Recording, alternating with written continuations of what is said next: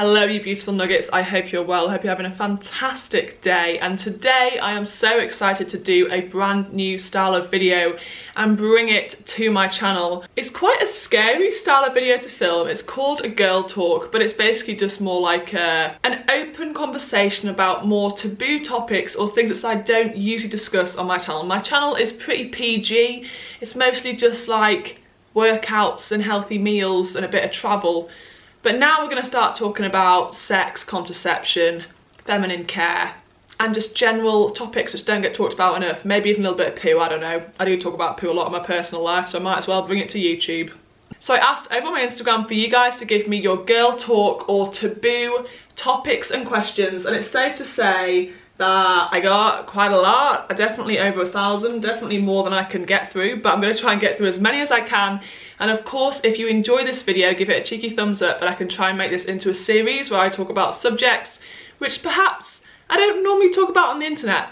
So just bear in mind as you watch this video, this is quite a scary thing to film, so please be nice. Alright, let's hop right in at the deep end. Most commonly asked question was contraception. So what do I use, what do I recommend, etc, etc. So I am not qualified to give any recommendations in regards to contraception, but what I personally use is condoms, which I know perhaps are not the most sustainable option. I do use ethical sustainable condoms by a brand called Hanks, but of course they're single use items, are not the most eco-friendly. But I personally have found that I've tried a few different contraceptives in the past, such as the pill, such as different coils, and I didn't do very well. I have spoken on the Girl Gains podcast about the fact that as a result of taking the pill, I developed a condition called cervical ectropion, which was a real challenge at that time in my life. I developed it when I was at university and it was a real struggle. And I'm not bashing the pill works for so many women, but for me, it messed up my cervix. So yeah, I stopped taking the pill, then I went on a coil. The coils just made me bleed heavily for months and months and months, and that was a nightmare. So now I've just gone off all contraception except condoms, and that's what I personally use. So there we go. So another subject which came up a lot is menstrual products and menstrual cups, because I think I've been talking about menstrual cups on my Instagram stories quite a lot recently, so it's a subject which people are asking me about. I personally use a combination of 3 different menstrual products. I mainly use a Lily cup, which is a reusable menstrual cup, but I also on certain days, for example lighter days, I use tampons, but I use ethical, organic, sustainably sourced tampons from a brand called OHNE. And then also at night I wear period pants, which are from a brand called Thinx, THINX. So that's what I use. I use menstrual cup, sustainable tampons and period pants, and that's my combination of menstrual products, and they vary depending on what day it is, what my flow is, what I'm doing that day. What do you wear under your gym leggings? I wear a G-string.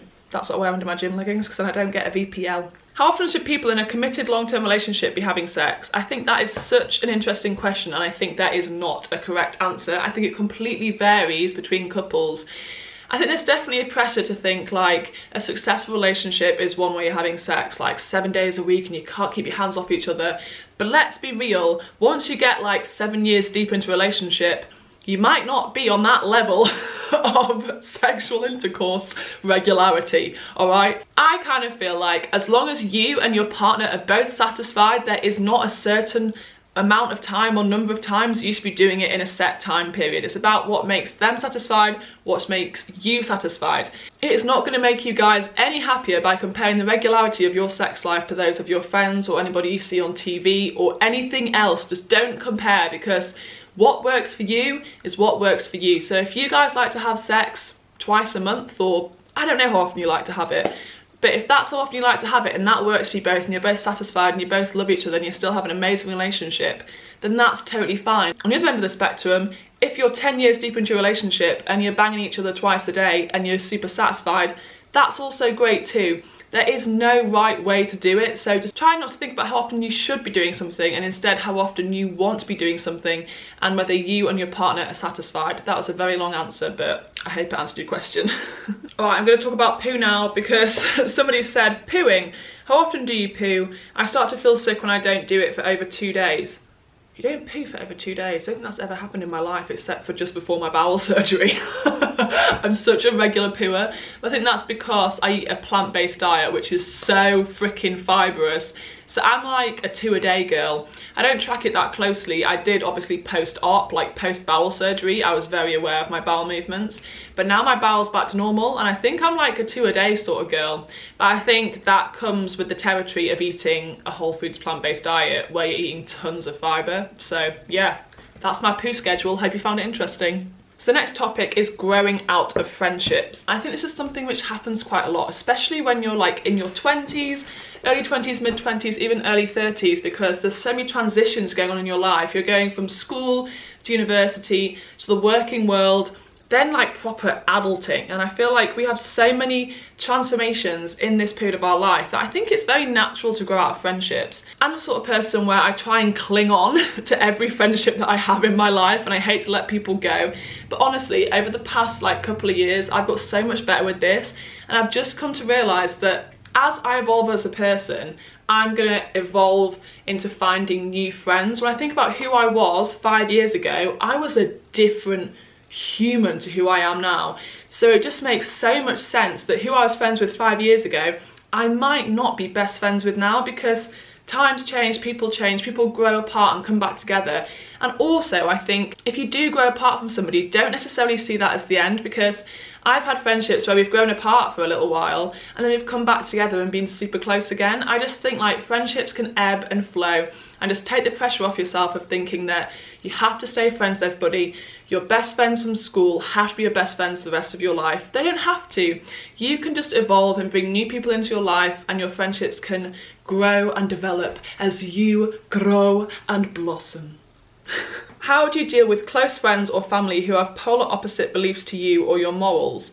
That is a very good question, and that is very relevant to my life because in two different contexts. Number one, I'm quite passionate about Brexit and I believe that we should remain in the EU, whereas my family are very passionate about us leaving the EU. So I voted remain and my family voted leave, and I obviously can't be judging my family for their beliefs because I love my family. So I think that's one area where I have contrasting beliefs with people I love. And then also I am plant-based. I eat a predominantly vegan diet and I'm quite passionate about animals.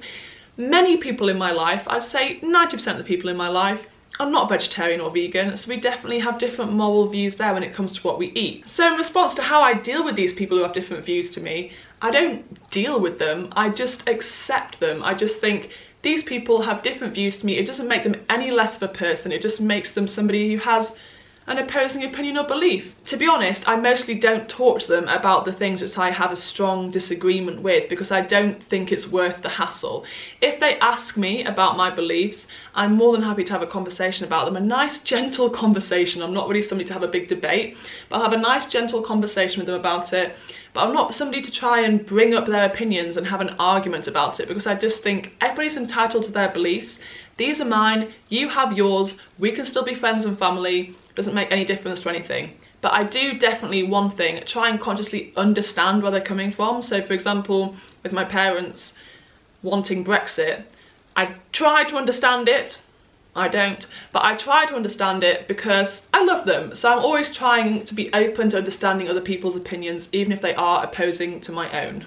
A very personal question that I got asked, but also a very valid question is, as a result of my recent surgery, was I able to have sex afterwards? And no, I wasn't for about 2 months. Well, about 7 weeks I didn't have sex after my surgery because obviously my abdomen was torn to shreds, and doing something like having sex might not be the best thing to do for my abdomen, but 7 weeks post-op, I was back to business, girls. Do you and your boyfriend argue? That is a very good question, and the answer is yes. But I would say we don't necessarily argue. I don't think we've ever in our relationship, coming up to 3.5, 4 years, shouted at each other. So we don't shout at each other, we don't raise our voices. The main thing is like, Ant will go in a mood or I will go in a mood, and that's the argument. Like, he will go in a mood and I'll be annoyed at him for being in a mood, or I'll go in a mood and he'll be annoyed at me for going in a mood. So that's the main thing that we annoy each other about. We don't really argue, we just have uncomfortable, serious, adult conversations, and they're not that fun, but you've got to have them every so often, haven't you, because it's just part of relationships. But yeah, we don't argue. We occasionally, well, we don't really bicker either. We don't bicker. we just kind of get a bit annoyed at each other and then tell each other that we've annoyed each other, and then we get over it. And that's about it. Okay, this one came up so much, and I think it's because I was recently wearing a lot of swimwear on my Instagram, and that is my bikini line and how I manage like my hair removal, my bikini line, etc, etc, because I do have a fantastic bikini line. Not gonna lie, I think it's mostly because this is my natural hair colour. I'm blonde, so my hairs everywhere aren't that thick or dense or noticeable, let's be real. But if you want to know what I do for my body, I'm a shaver, so I shave my armpits, I shave my bits, and I shave my legs. I just shave. I don't even use shaving gel. I'm savage. I just do it with water. So yeah, I'm just a shaver, guys. That's what I do for my hair removal, and I've done it for years, and there's been no adverse effects or consequences. So yeah, I'm just going to keep doing it as long as I can, because it's easy. Alright, I'll do one more sexy one, and that is, what age did you lose your virginity? I lost my virginity when I was 15 years old, and I'm 26 now.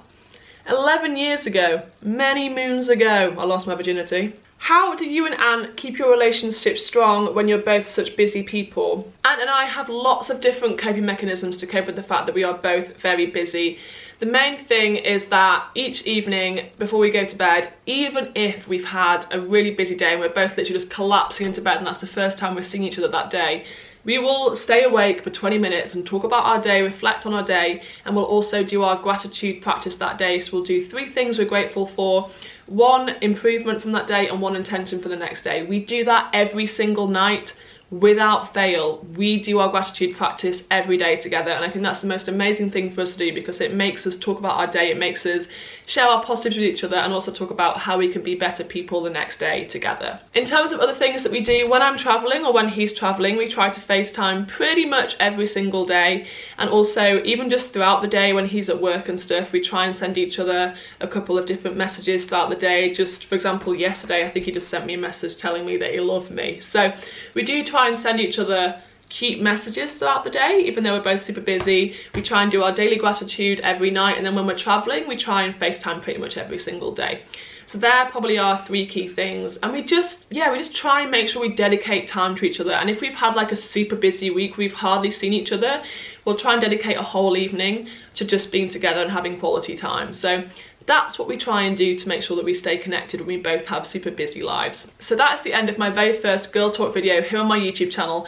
I'm actually really passionate about doing these videos because I feel like it's really important for us as women, or just as humans, to have these open conversations and try and normalize certain topics, especially things like menstruation and contraception and sex and all of these different things, because I feel like these are just everyday parts of our lives and there's so many taboos around them, and in reality we should be able to have open conversations about them, because that's what enables us to learn and grow and to connect with each other. So I hope that this video is insightful for you. If you did like it, let me know, give it a thumbs up, and I'll try and do another video in the future. I still have probably like 1,000 questions in that Instagram inbox. I can try and do another one for you guys soon if you want it. So yeah, give it a cheeky thumbs up, subscribe to the channel, and I'll see you guys super soon. Have an amazing day. Bye.